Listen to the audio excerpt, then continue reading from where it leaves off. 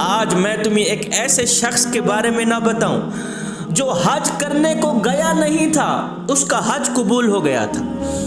آخر اس نے کون سا ایسا عمل اپنایا تھا، کون سا ایسا عمل کیا تھا جس عمل کی وجہ سے وہ حج کرنے کو گیا نہیں ہے، اس کا حج قبول ہو گیا ہے۔ موچی ہے، جوتے سیتا ہے، جوتے پالش کرنے والا موچی ہے، حج کرنے کو گیا نہیں ہے، اس کا حج قبول ہو گیا ہے۔ حضرت عبداللہ بن مبارک رحمت اللہ تعالی علیہ اللہ کے ولی ہو کے گزرے، متقی پرہیزگار درویش جانی پہچانی شخصیت۔ حضرت عبداللہ بن مبارک ایک سال حج کرنے کو گئے۔ حج سے فارغ ہونے کے بعد تھوڑی دیر کے لیے حرم شریف میں سو گئے۔ آنکھ لگی، نیند آئی، خواب میں دو فرشتے آسمان سے اترے ہیں۔ آسمان سے دو فرشتے اترے ہیں، حرم شریف میں کھڑے ہیں، ایک دوسرے سے سوال و جواب کر رہے ہیں۔ ایک فرشتے نے کہا بتاؤ اس سال کتنے لوگ حج کرنے کو آئے؟ دوسرے فرشتے نے کہا اس سال 6 لاکھ لوگ حج کرنے کو آئے۔ اچھا کہاں کہاں سے آئے؟ فلاں فلاں جگہ سے آئے۔ اچھا اس سال کن کن لوگوں کا حج قبول ہوا ہے؟ دوسرے فرشتے نے کہا اس سال کسی کا حج بھی قبول نہیں ہوا۔ اس سال 6 لاکھ لوگوں میں سے قبلہ کسی کا حج بھی قبول نہیں ہوا، اور کسی ایک کا حج تو قبول کیا ہوگا۔ اللہ نے کہا جس کا حج قبول ہوا ہے وہ آیا ہی نہیں۔ جس بندے کا حج قبول ہوا ہے 6 لاکھ لوگوں میں سے، 6 لاکھ حاجیوں میں سے جس حاجی کا حج قبول ہوا ہے وہ حاجی گھر میں بیٹھا ہے، وہ حج کرنے کو آیا ہی نہیں۔ فرشتے نے کہا اس اللہ کے نیک بندے کا نام کیا ہے؟ کہا علی ابن الموافق ہے اس کا نام۔ اچھا کیا کرتا ہے؟ جوتے پالش کرتا ہے، جوتے سیتا ہے، موچی ہے، گھر میں بیٹھا ہے، حج کرنے کو آیا نہیں ہے، اس کا حج قبول ہو گیا ہے، اور اسی کے حج کی قبولیت کے صدقے اللہ تعالیٰ نے تمام حاجیوں کے گناہوں کو معاف کر دیا، تمام حاجیوں کو بخش دیا، صغیرہ کبیرہ گناہوں کو معاف کر دیا اسی کے حج کی قبولیت کے صدقے۔ حضرت عبداللہ بن مبارک کہتے ہیں میری ایک دم آنکھ کھلی، میں جب نیند سے بیدار ہوا تو سوچنے لگا کہ 6 لاکھ لوگ اتنے دور دور سے چل کر آئے، مشقتیں اٹھا کر، طرح طرح کی تکلیفوں کا سامنا کر کے، طرح طرح کے دکھوں کا سامنا کر کے، طرح طرح کی مشقتوں کا سامنا کر کے لوگ حج کرنے کو آئے۔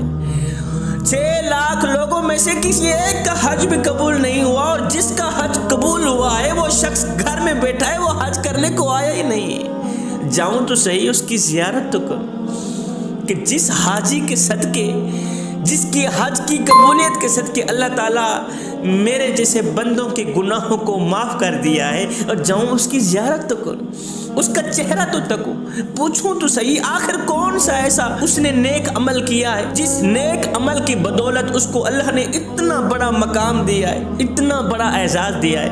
حضرت عبداللہ بن مبارک کہتے ہیں کہ میں دمشق کی طرف چل پڑا۔ فرشتے نے پوچھا نا اس کا نام کیا ہے؟ علی ابن الموافق۔ کہاں رہتا ہے؟ دمشق کے فلاں گاؤں میں رہتا ہے۔ کہا میں دمشق کی طرف چل پڑا اس شخص کی زیارت کے لیے۔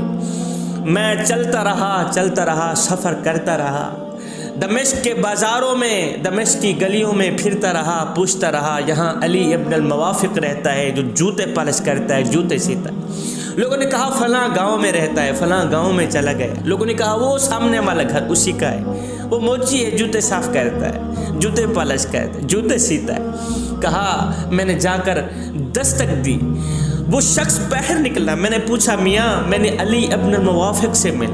کہا جی میرا نام ہی علی، بولو کیا کہنا چاہتے ہو؟ حضرت عبداللہ بن مبارک کہتے ہیں جب اس نے کہا نا میرا نام ہی علی ابن الموافق ہے تو میں آگے بڑھا، اس کے دونوں ہاتھ پکڑے، دونوں ہاتھوں کو میں نے بوسہ دیا، چوم کر ماتھے پہ لگایا، میں نے اس کی پیشانی چومی، پیشانی کو بوسہ دیا۔ میں نے کہا میاں تیرا نام علی ابن الموافق ہے، تو کیا کرتا ہے؟ اس نے کہا جی میں موچی ہوں، جوتے پالش کرتا ہوں، جوتے سیتا ہوں، جوتے پالش کرنے والا میرا کام ہے، یہی میرا چھوٹا موٹا کاروبار ہے۔ حضرت عبداللہ بن مبارک کہتے ہیں میں نے پچھلا سارا واقعہ اس موچی کو سنایا کہ 2 فرشتے آسمان سے اترے ہیں، حرم شریف میں آئے، ایک دوسرے کو کہہ رہے تھے کہ اس سال 6 لاکھ لوگوں میں سے کسی کا حج بھی قبول نہیں ہوا، جس کا حج قبول ہوا ہے وہ حاجی آیا ہی نہیں ہے، اس کا نام علی ابن الموافق ہے، دمشق کے فلاں گاؤں میں رہتا ہے۔ یہ سن کر اس شخص نے کہا میاں تیرا نام کیا ہے؟ اے بزرگ میاں تیرا نام کیا ہے؟ کہا میرا نام عبداللہ بن مبارک ہے۔ مجھے لوگ عبداللہ بن مبارک کہتے ہیں۔ ہائے، عبداللہ بن مبارک کا نام سنتے ہی اس شخص نے ایک نعرہ بلند کیا، نعرہ بلند کرتے ہی وہ شخص زمین پہ گرا، بے ہوش ہو گیا۔ جب اسے ہوش آئی اٹھا، اس نے حضرت عبداللہ بن مبارک کے ہاتھوں کو بوسہ دیا، ہاتھ چومے، رو کر کہنے لگا حضرت نہ پوچھئے، 30 سال کی محنت سے، 30 سال کی مشقت سے، دن رات محنت کر کے، جوتے پالش کر کے، لوگوں کے جوتے سیکے، میں نے 3000 درہم اکٹھے کی۔ اس سال حج کرنے کو جانے کا پکا ارادہ تھا، میرے دل میں خواہش تھی، تمنا تھی، آرزو تھی کہ کب جاؤں گا حج کرنے کو۔ 30 سال کی لگاتار محنت کے ساتھ میں نے 3000 درہم اکٹھے کیے۔ میری بیوی حاملہ تھی۔ ایک رات میری بیوی نے کہا کہ ساتھ والے گھر سے گوشت پکنے کی خوشبو آ رہی، جاؤ تھوڑا سا گوشت لے کے۔ کہا جب میں ہمسائے کے گھر گیا، عورت کو میں نے کہا کہ میری بیوی کا گوشت کھانے کو دل ہے، تھوڑا سا گوشت دے دو، آپ کے گھر میں گوشت پک رہا ہے۔ اس عورت نے کہا نہیں بھائی، یہ گوشت تمہارے لیے حرام ہے، ہمارے لیے حلال ہے۔ یہ گوشت تمہارے لیے حرام، ہمارے لیے حلال۔ کہتا ہے میں چونک اٹھا، وہ کیسے؟ تم بھی مسلمان، ہم بھی نبی کا کلمہ پڑھنے والے، تمہارے لیے حلال ہمارے لیے حرام، وہ کیسے؟ کہا یہ گدھے کا گوشت ہے، میرے بچے 3 دن کے بھوکے، 3 دن سے میرے بچوں نے کچھ نہیں کھایا، کھانے کو کچھ نہیں تھا گھر۔ تو میں باہر گئی، ایک گدھا مرا پڑا تھا، گدھے کے گوشت میں سے ایک ٹکڑا گوشت کا لے کے آئی، وہی پکا رہی ہوں۔ میاں یہ گدھے کا گوشت ہے، یہ حرام گوشت ہے، ہمارے لیے حلال ہے، تمہارے لیے حرام ہے، خدا را میرے بھائی یہاں سے چلے جاؤ، یہاں سے کچھ نہیں ملے۔ کہا اس غریب عورت کے اس دردناک جملے نے میرے دل کو تڑپا کے رکھ دیا، میرے سینے میں آگ لگ گئی۔ میں نے کہا اس سال میں حج کرنے کو نہیں جاؤں، اس غریب عورت کی مدد ہی میرے لیے سب سے بڑا حج ہے۔ کہا میں گھر میں گیا، میں نے 3000 درہم اٹھائے، آ کر اس غریب عورت کی جھولی میں ڈال دیے۔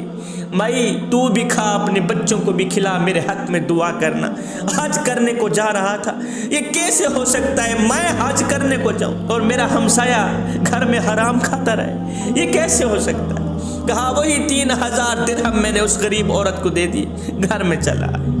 حضرت عبداللہ بن مبارک نے فرمایا میاں تجھے مبارک ہو، اللہ تعالیٰ نے تیری وہ دعوت قبول فرما لی، تیرا وہ صدقہ دیا قبول فرمایا ہے، غریب کی مدد قبول فرما لی، تو گھر میں بیٹھا ہے، اللہ تعالیٰ نے تیرا حج قبول فرما لی۔ اس غریب عورت کی خدمت نے تجھے اتنا بڑا اعزاز دیا، تجھے اتنا بڑا مقام دیا کہ 6 لاکھ لوگوں میں سے کسی کا حج بھی قبول نہیں ہوا، صرف تیرا حج قبول ہوا ہے، اور تیرے حج کی قبولیت کے صدقے اللہ تعالیٰ نے تمام حاجیوں کے گناہوں کو بخش دیا ہے۔ عبادت اس مقام تک نہیں پہنچاتی، نماز اس مقام تک نہیں پہنچاتی، حج اس مقام تک نہیں پہنچاتا، قیام، رکوع، سجود اس مقام تک نہیں پہنچاتے جہاں غریب کی خدمت پہنچاتی۔